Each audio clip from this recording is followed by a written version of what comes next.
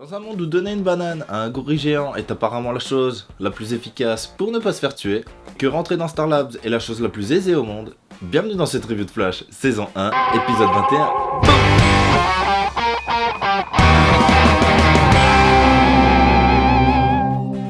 Alors bonjour à tous, alors cette semaine ça risque d'être une review plutôt courte parce que j'ai tellement été déçu que... Voilà, la semaine dernière je trouvais pas mes mots parce que j'étais trop heureux. Là je les trouve pas parce que je suis trop déçu. Donc j'enlève ma joie de la semaine dernière, qui fait place à la déception. Cette semaine, je suis désolé pour tous les gens qui vont me détester à cause de ça, mais j'ai quasiment aucun point positif dans cet épisode. Un épisode comme celui-là, où on devait voir Grodd officiellement pour la première fois, un peu raté quoi. Ce que je comprends pas, à la fin, ils font monter Grodd sur une tour. Donc stéréotype, un choix scénaristique discutable. Parce que tellement stéréotype. Et ils le font ressauter dans le vide.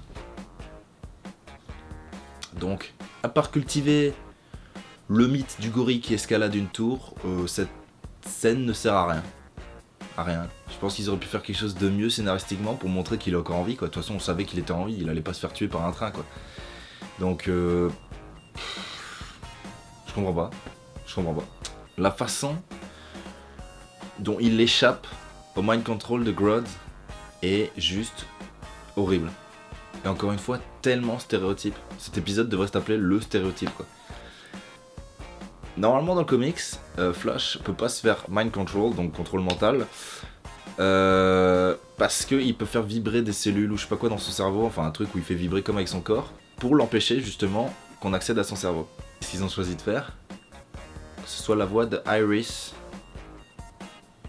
qui contre le mind control. Donc il me semble qu'à un moment t'es fidèle aux comics, jusqu'à maintenant ils l'ont été plus tôt. Non, fais pas ça.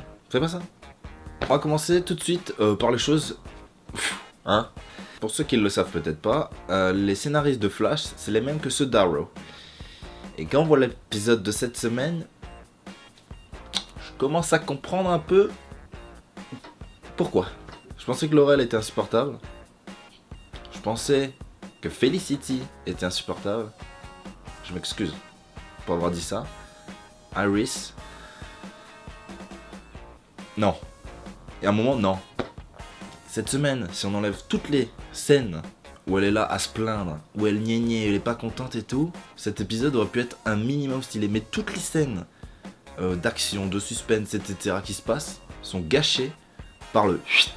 Hop, ça monte l'intensité et boum, elle arrive, elle se plaint. Sérieusement, ça m'a... J'irais pas jusqu'à dire gâcher l'épisode, mais presque. C'est... J'ai encore regardé à partir de la 20e minute. De nouveau, excitation intense, stress, boum boum. Et c'est coupé par des scènes d'Iris où elle se plaint.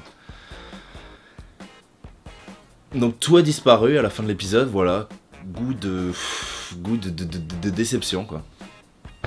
Un truc que je comprends pas dans la vie, c'est que pourquoi, dans chaque série, quand quelqu'un apprend l'identité d'un héros, il est énervé contre lui. Tout le temps. C'est toujours son meilleur ami, sa copine, quelque chose, il est tout le temps énervé contre cette personne. Je comprends pas. Il me semble que si mon meilleur ami était Flash, Arrow ou whatever, je pense que je serais content. Et là, je comprends pas, mais alors dans toute série, film, il y a toujours des gens qui sont énervés. Je comprends pas. Ça a aucun sens. Aussi, un truc qui m'a fait rire cette semaine, que j'ai remarqué, c'est pourquoi dans les séries ou dans les films, il y a toujours des gens qui sont sur des toits à observer le décor. Qui fait ça dans la vie? Personne. Il y a personne qui se met sur un toit pour observer la vie. Il y a personne. Autre chose, comme je l'ai dit dans mon intro, que je comprends pas, c'est Star Labs, ok, qui est censé être un centre de recherche, je pense, privé un petit peu, hein. Tout le monde peut rentrer n'importe comment. Alors ils arrivent à détecter Wells qui arrive sur sa chaise roulante et d'autres gars avec des caméras, mais Iris, non. Elle, On peut pas. Quelqu'un de lambda, ça marche pas. On sait pas quand il rentre dans le Star Labs. Non. Non. Donc je vais finir quand même avec les rares points selon moi positifs. C'est encore une fois, voilà, la chose qui marche le mieux dans cet épisode, on va dire, c'est l'humour, quoi. Et le moment où Joe donne une banane à Grodd, je pense que pour moi c'est le meilleur moment de cet épisode. Je pense qu'il n'y a pas mieux. Après, c'était pas censé être, je pense, de l'humour à proprement dit, mais c'est une scène stressante, mais drôle.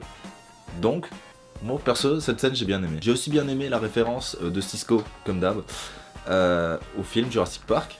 Et chose, comme j'ai dit, que j'ai pas aimé mais en même temps que j'ai aimé, c'est Grodd. Malgré le fait qu'ils auraient pu faire scénaristiquement beaucoup mieux et l'amener de façon plus intense, la scène où il fait le mind control et qui contrôle le général, cette scène est vraiment stylée. Celle où il contrôle le corps de Joe et qui retourne son pistolet contre lui, j'ai trouvé cette scène extrêmement intense et vraiment stressante. La scène où il contre le Sonic Punch de Flash, pareil, intense. Toute cette intensité et après, pas gâchée, mais ça monte et...